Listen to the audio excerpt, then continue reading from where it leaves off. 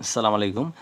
সকাল থেকে একটা লাইন দেওয়ার জন্যই আমরা চেষ্টা করতেছিলাম কিন্তু আকাশে বৃষ্টি পড়তেছিল এজন্য পারতেছিলাম না। কিন্তু লাস্টে ১২টার দিকে আমরা বের হলাম ২ জনে। লাইনটা চেঞ্জ করার জন্য। তো অন্য একটা লাইন চালাচ্ছিল কিন্তু ওরা বলতেছে লাইনটা চেঞ্জ করে নিবে। আমাদের থেকে মানে থেকে লাইন নিবে।